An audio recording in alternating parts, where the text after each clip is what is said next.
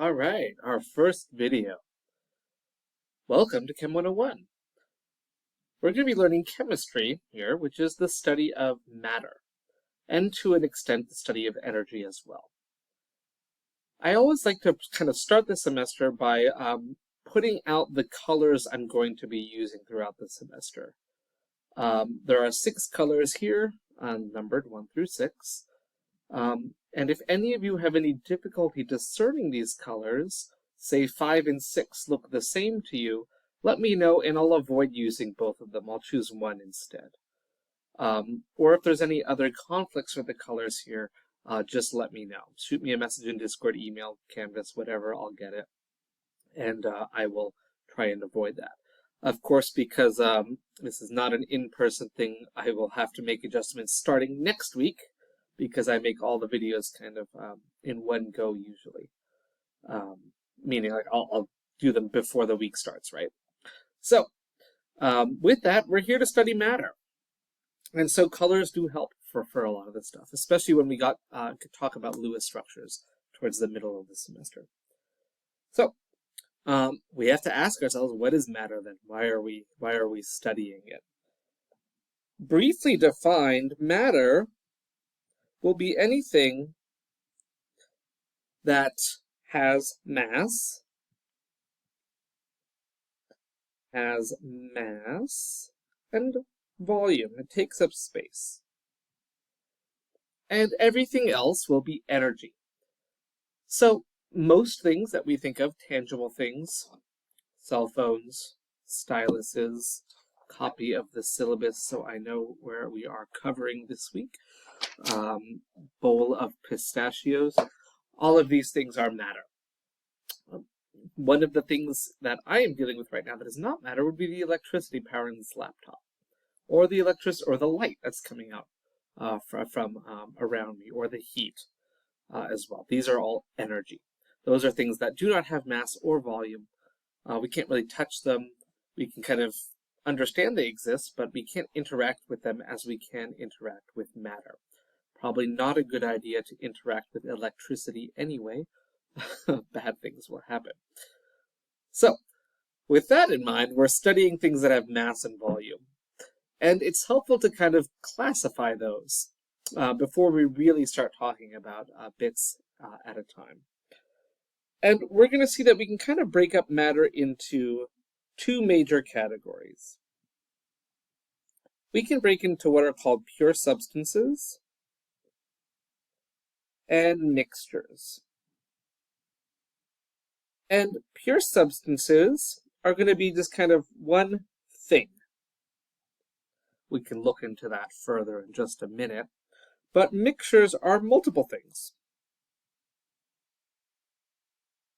And, mixtures maybe we're a little more familiar with than pure substances. Because we know what the word mixture means anyway in English, right? It's multiple things put together. Those things for pure substances can either be elements or compound. Elements have the same type of atom. That's how we're going to define elements, but we'll worry about that next chapter. The one type of atom here for elements, and compounds will have 2 or more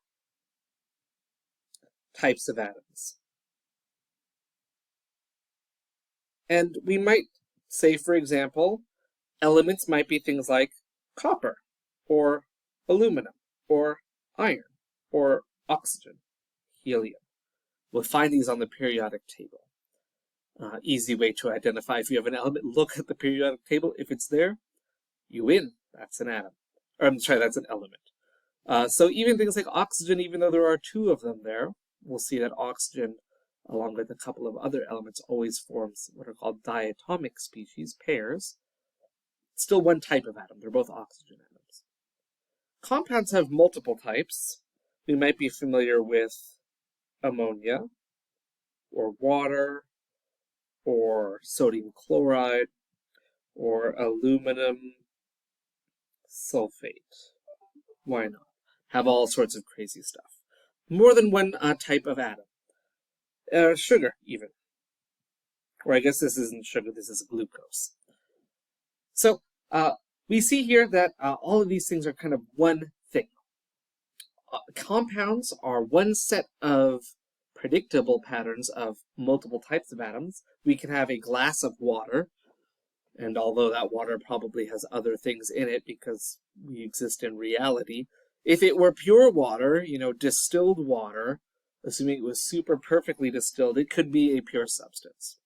And all that water, all of those molecules would be identical to each other on average. As you'll see in the next chapter, there are some subtleties with isotopes and that sort of fun stuff, but we won't worry about that here. So basically, elements and compounds, they're only one thing, whether that thing is made up of one type of atom or multiple types. Mixtures, on the other hand, which I'm going to actually move down a little bit. We're going to move the mixtures down here. We categorize those in two different ways. We have what are called homogeneous mixtures. Let me go ahead and make a little dividing line here, because we're never going to use the word homogeneous with pure substances. Pure means it's already only one thing. Homogeneous means it's all uniform throughout. It's all the same throughout. But pure is already a better word than homogeneous, so we're going to save homogeneous for mixtures only. And the other category is going to be heterogeneous mixtures. And when we're looking at mixtures, we have multiple things. So we have multiple compounds, or multiple elements, or elements and compounds put together. And we can classify them based on how uniform they are. Homogeneous mixtures are the same throughout. Like, for example, salt water, or tea, or air, for the most part. Of course, locally speaking, air may not be homogeneous, but overall, throughout the entire planet, air is homogeneous. Salt water, you can have a glass of salt water, you can have sugar water, honey would be another one. As long as you don't have any of those little crystals at the bottom of the honey, it's the same throughout. So no matter where you kind of sample, if you were to look closer at any section of the homogeneous mixture, you'll see they're the same throughout. Heterogeneous mixtures, by contrast, are different throughout. So they have different regions. For example, a salad is a heterogeneous mixture. For example, if you zoom in on your salad, you may see, aha, I have one crouton in this section and no tomatoes. But if I look over here, I have 4 tomatoes and no croutons. It's different. You have different sections with a different composition in different areas. So a salad or a chocolate chip cookie or ice water. In ice water, you have regions that are ice and regions that are water. Or even further, you can have the ice water region up top, and you've got more just like water without ice on the bottom. And then you also have the ice cubes, you've got all sorts of different stuff going on there. So ice water would be a heterogeneous mixture. Most things in our existence are heterogeneous mixtures. Steel, by the way, would be another homogeneous one. Cell phone, heterogeneous mixture. Many different things happening in there. So, we've got processors in one part, cameras in other parts, the screen, all those sorts of things.